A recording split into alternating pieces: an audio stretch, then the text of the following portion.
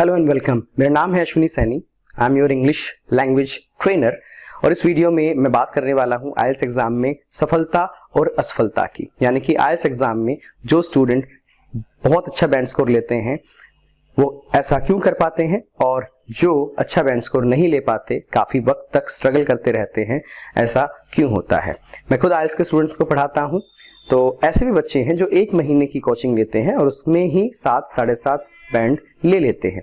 ऐसे ही बच्चे हैं जिनको 3 या 4 महीने की कोचिंग लगती है 6 साढ़े 6 बैंड हासिल करने में, और ऐसे भी बच्चे हैं जो 8 महीने 1 साल तक कोचिंग लेते रहते हैं, 2 3 4 एग्जाम भी दे देते हैं, 5 एग्जाम दे देते हैं, उसके बाद भी वो 5 या साढ़े 5 बैंड स्कोर से ऊपर नहीं पहुंच पाते। ऐसा क्यों है, पहले हम इस चीज को समझेंगे और इस चीज पे क्या काम किया जाए जिससे कि बच्चे कम मेहनत में अपने टारगेट बैंड स्कोर को अचीव कर पाए। सबसे पहली बात, आईएलटीएस एग्जाम क्या है, बच्चों को यही चीज अभी ठीक से नहीं पता। आईएलटीएस एग्जाम इंग्लिश लैंग्वेज को टेस्ट करने के लिए बनाया गया है। यानी कि जिसे ऑलरेडी इंग्लिश आती है वो आईएलटीएस का एग्जाम देगा और पता लगेगा कि उसकी इंग्लिश किस लेवल पे है। अगर 9 बैंड आते हैं तो यानी कि वो एक्सपर्ट है, अगर 8 आते हैं यानी कि वो बहुत अच्छा है, 7 आते हैं यानी कि काफी अच्छा है, 6 आते हैं यानी कि ठीक है, 5 आते हैं यानी कि थोड़ा वीक है, 4 बैंड आते हैं यानी कि काफी वीक है, 3 बैंड आते हैं यानी कि बुरा हाल है, और उसके नीचे तो यानी कि उससे भी ज्यादा काम खराब। तो ये अलग अलग लैंग्वेज प्रोफिशिएंसी के लेवल हैं।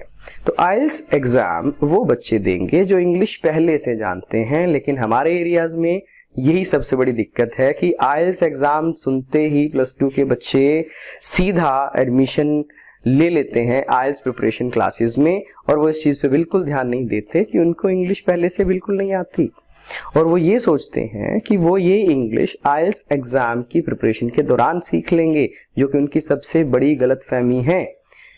ये बिल्कुल भी पॉसिबल नहीं है। आईएलटीएस की प्रिपरेशन के अंदर बच्चे इंग्लिश नहीं सीख सकते। आईएलटीएस की प्रिपरेशन के अंदर बच्चे अपनी ग्रामर को इंप्रूव नहीं करेंगे। आईएलटीएस की प्रिपरेशन के अंदर बच्चे इंग्लिश के बेसिक्स पे काम नहीं करेंगे। ये काम उन्हें पहले ही करना सीख लेना चाहिए आईएलटीएस में बैठने से। और आईएलटीएस में आके क्या सीखना है? आईएलटीएस में आके सीखना है कि कैसे एक लिसनिंग में 40 क्वेश्चन के सेट को पढ़ के एक ऑडियो को सुन के हमें जवाब देने हैं। लिसनिंग पहले से आनी चाहिए। आईएलटीएस में तो हम 40 क्वेश्चन को पढ़ के उनके जवाब कैसे देने हैं ये सीखेंगे, इसकी प्रैक्टिस करेंगे। रीडिंग पहले से आनी चाहिए, लेकिन आईएलटीएस में आके हमें ये प्रैक्टिस करनी है कि कैसे 40 क्वेश्चन 3 रीडिंग पैसेज, और वो भी 60 मिनट्स के अंदर कैसे करेंगे। टाइम मैनेजमेंट सीखना है।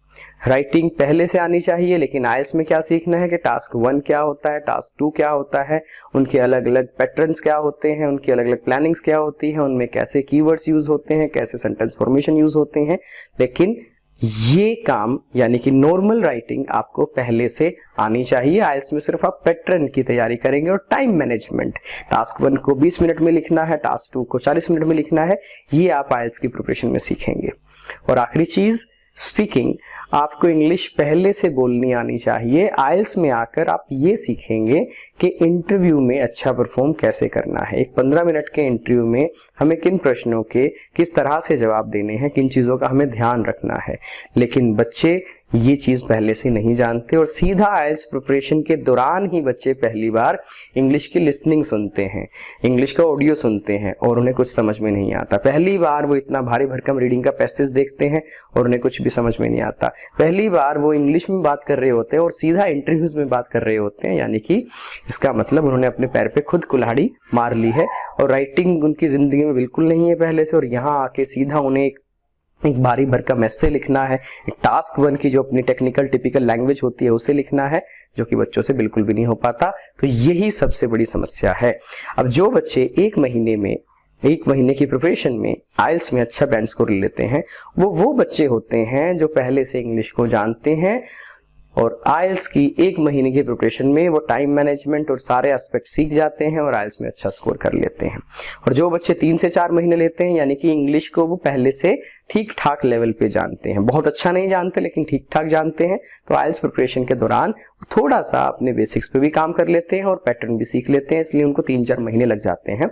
और जो बच्चे 7, 8, 9, 10 महीने लगा लेते हैं, कई एग्जाम दे लेते हैं, फिर भी उनका बैंड स्कोर नहीं आता, यानी कि ये वो स्टूडेंट हैं जिन्होंने बेसिक पे बिल्कुल काम नहीं किया और जो सीधा आइल्स में आके बैठ गए हैं और अब उन्हें कुछ समझ में नहीं आ रहा कि बेसिक्स कहाँ हैं, ग्रामर क्या होती है, वोकैबुलरी क्या होती है, कैसे चीजें उनको करनी है, ना वो पैटर्न समझ पाते, ना वो बेसिक पे काम कर पाते और वो कहीं भी नहीं पहुंचते।